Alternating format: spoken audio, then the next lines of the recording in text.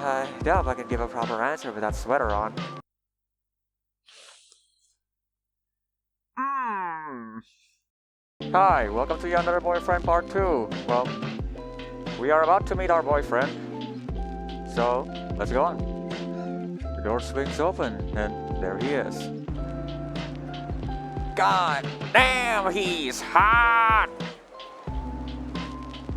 Despite the difference in your heights, he leans forward just enough for you to clearly see the warm smiles spreading across his face. Damn! Look at that jaw! Look at those cheeks, that chin! Welcome, love. Come on in. Don't get any wetter. He steps aside to let you in, and as you cross the threshold, the familiar warmth of the house wraps around you. The contrast between it and the cool, damp air outside, or perhaps the weight of what's about to happen, sends a faint shiver down your spine. I see that our boyfriend is a fan of gold. Or maybe that's just the art, but anyway, looks fancy. He's probably rich. I mean, of course he is, why wouldn't he?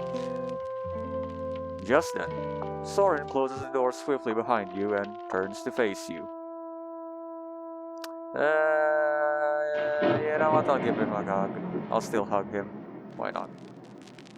In this moment, everything feels so ordinary, like one of your many quiet, pleasant evenings together that you find yourself instinctively wrapping your arms around his waist.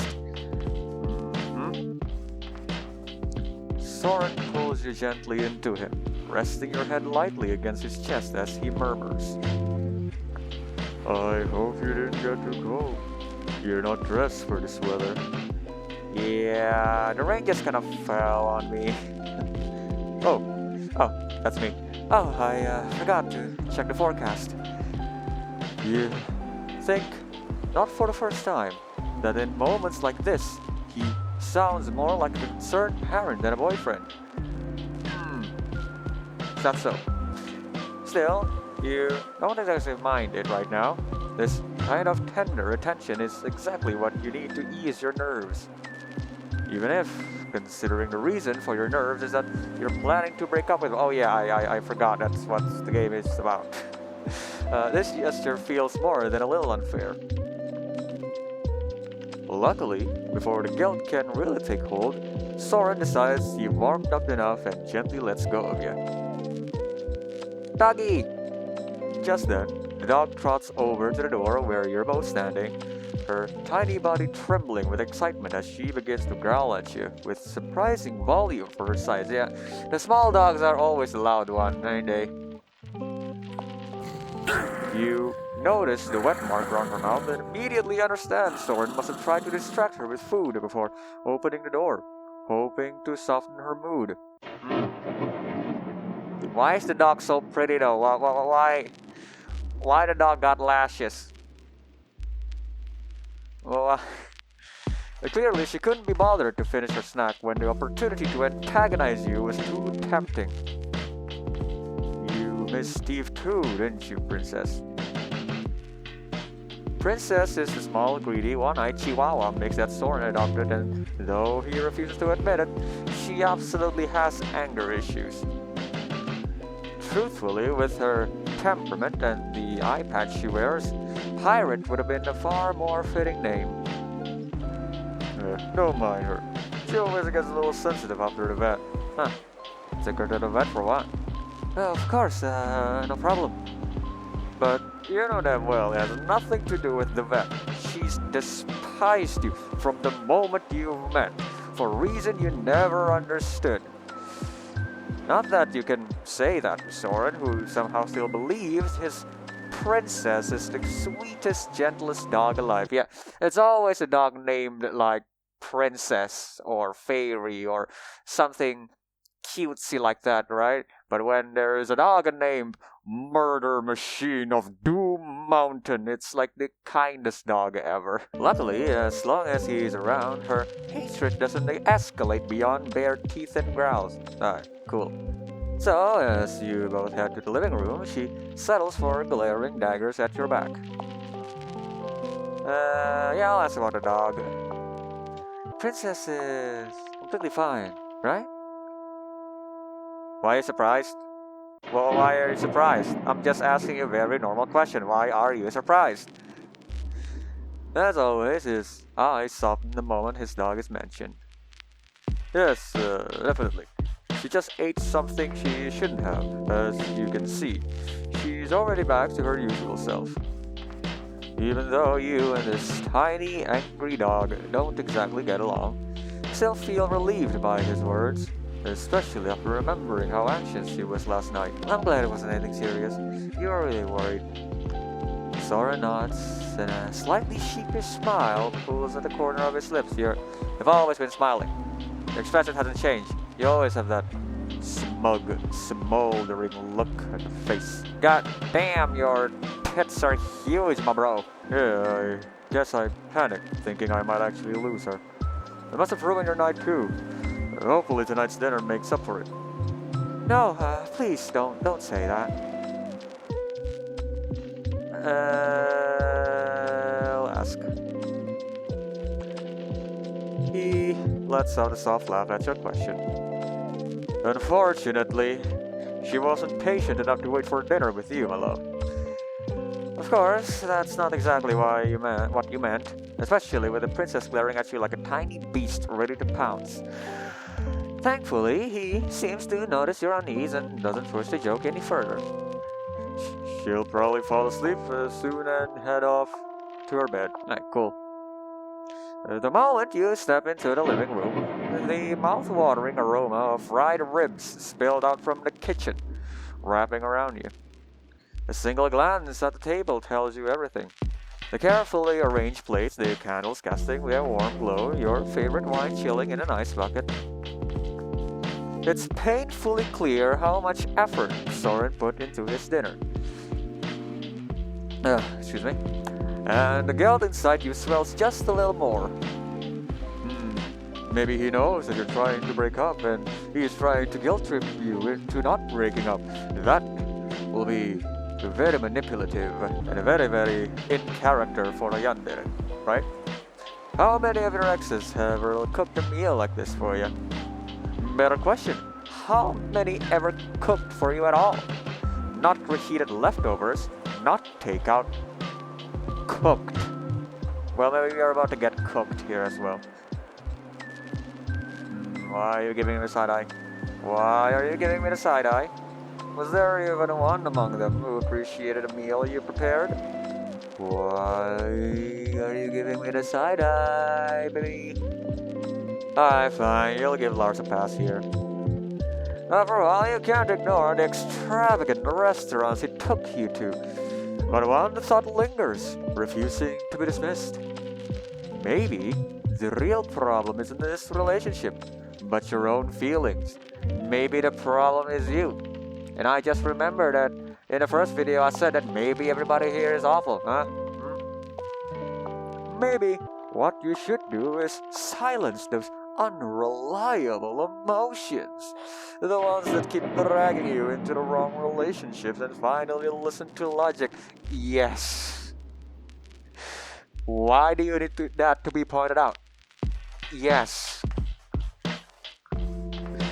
Maybe instead of breaking up with Soren, oh no, you should be proposing to him. Okay.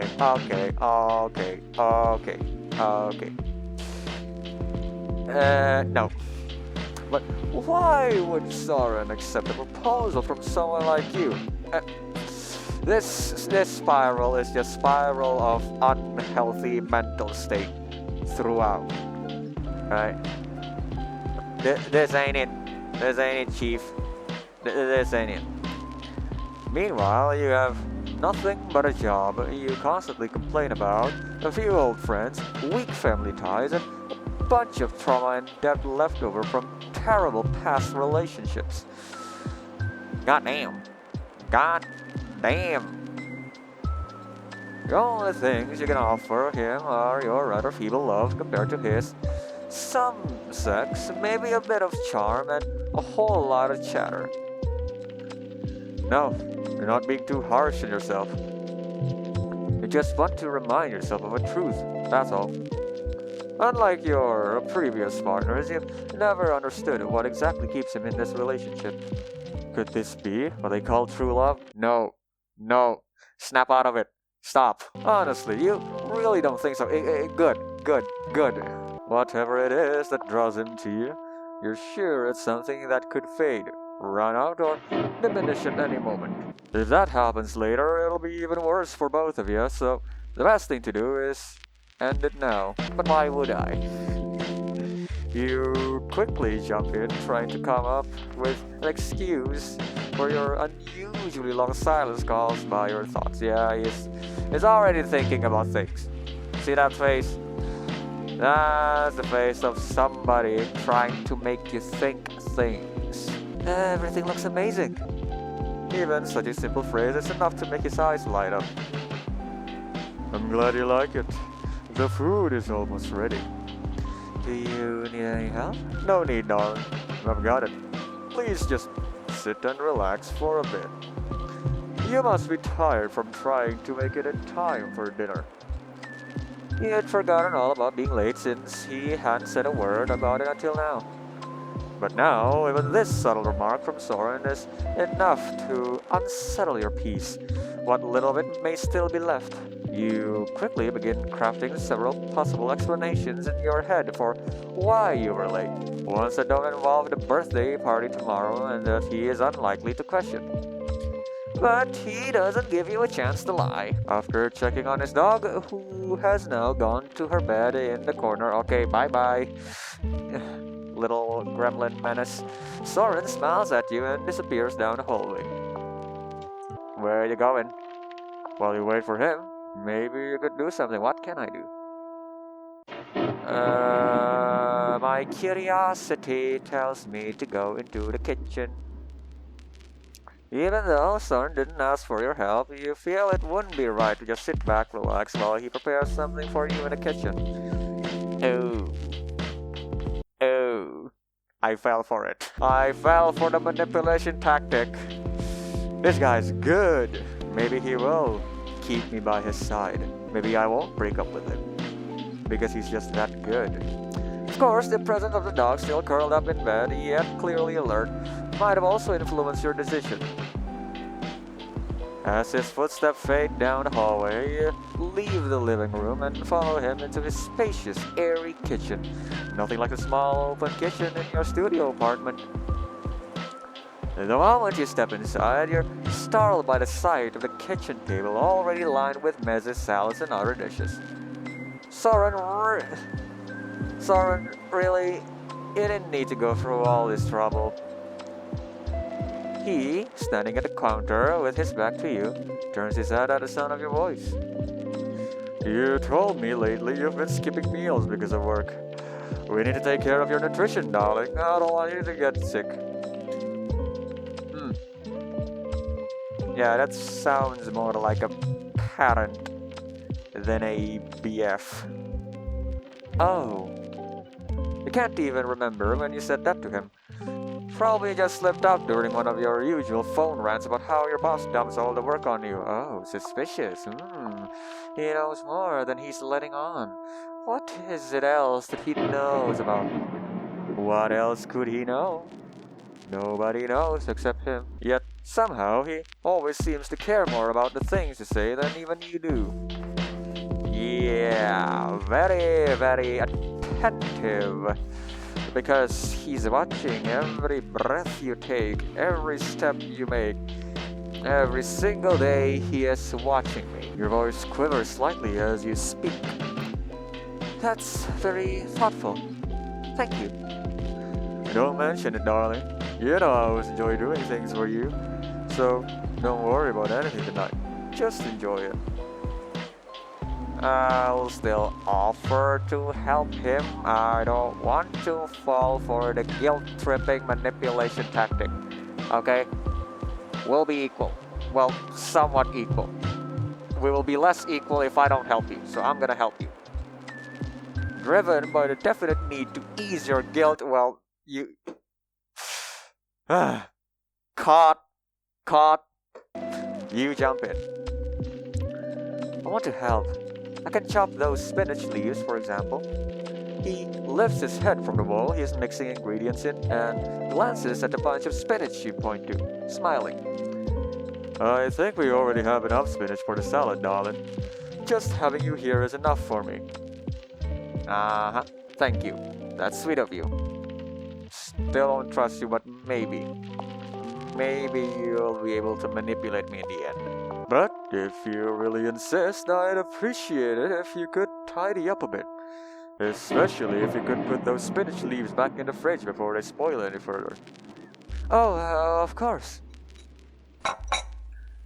You're relieved to have something to do, and you begin putting away the items that had been used in the meal prep and then forgotten. At the very least, you hope that after everything is over and you leave his house, you'll have shortened that painful phase when Soren cleans up and feels like all his effort was for nothing.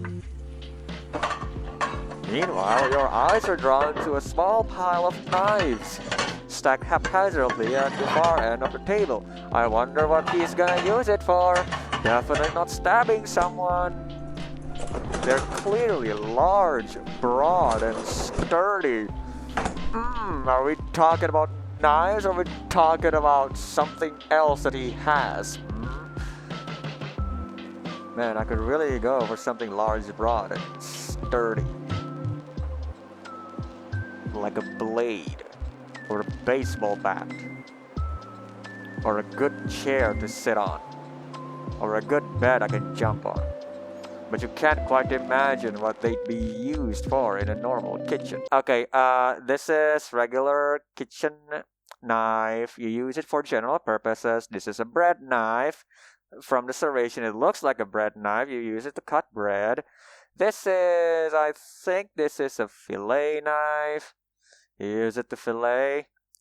This is more like a Japanese style thing, where you use it to chop things. I can't see the tip of this, so I don't know. But from the length, no, it's long. I don't know. But yeah, there you go. And despite how solid they look, the knives seem quite old, judging by their worn handles and dulled sheen. They've definitely been used many times. Why do psychopaths keep dull knives? There is an answer to that. And I bet if you watch this video, you also know the reason why. Even without leaning in too close, you can smell the harsh scent of cleaning chemicals that's clinging to them. Oh no. He cut someone before.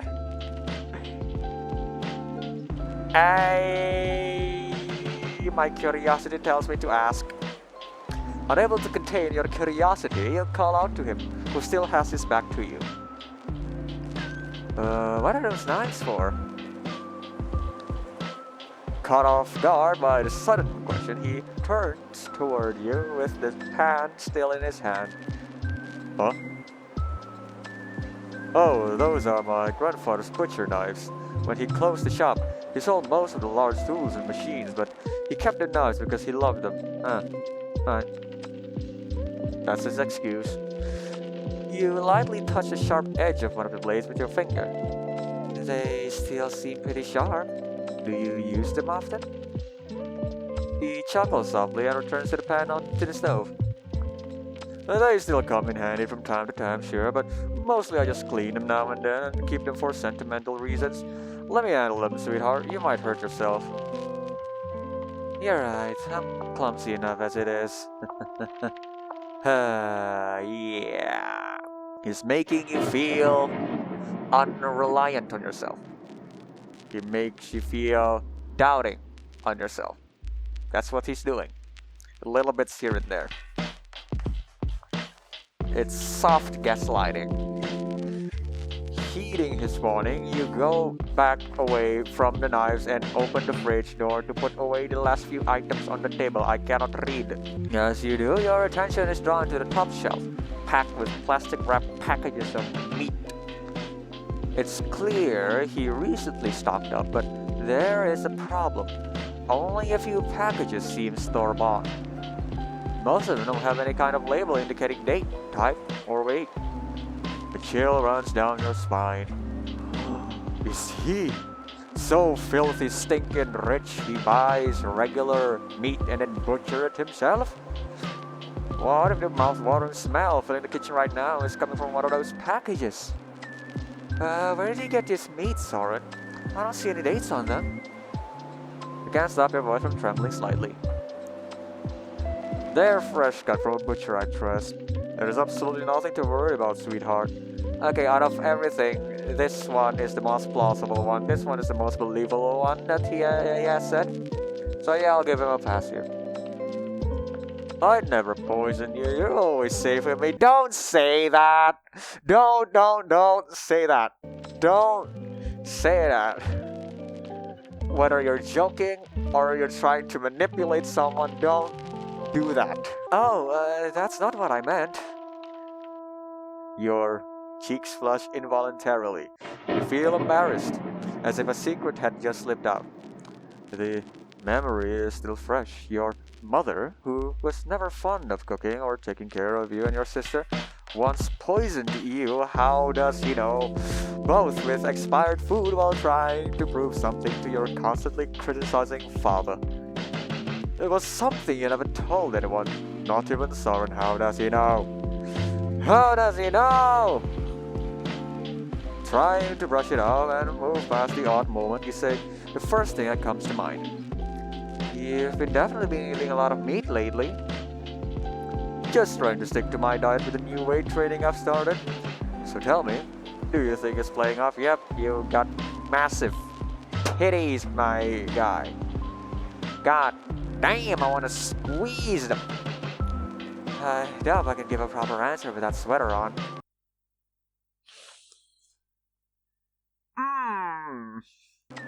Okay. The words slip out before you can stop them, and you immediately regret your thoughtless remark, but his response catches you even more off guard. Okay. I could.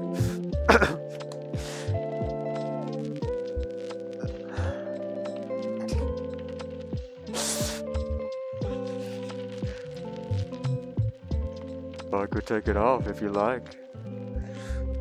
As your gaze shifts to him, you catch something intense in his eyes and you feel a rush of heat start in your belly and spread through your body. You haven't had with him since the thought of breaking up first crossed your mind. That period has been unusually long for you, yet you never thought of it as strange.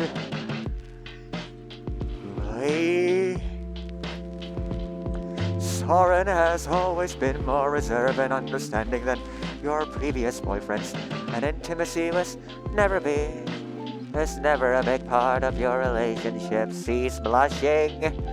He is blushing. But now you notice he's being more forward than ever. If I look down, do I see a tent? If I look down, do I see a tent?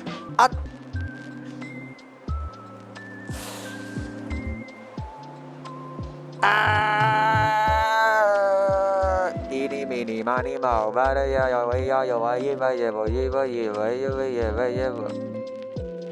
Your voice trails off toward the end of the sentence, fading into silence. It feels like your reason is clashing with your impulses, but before you can tell which side is winning, he turns off the stove with a teasing smile and walks towards you. As the distance between you vanishes, his hands slide to your waist, pulling you toward him. When his lips touch your neck, you forget everything for a moment, including your plan to break up with him.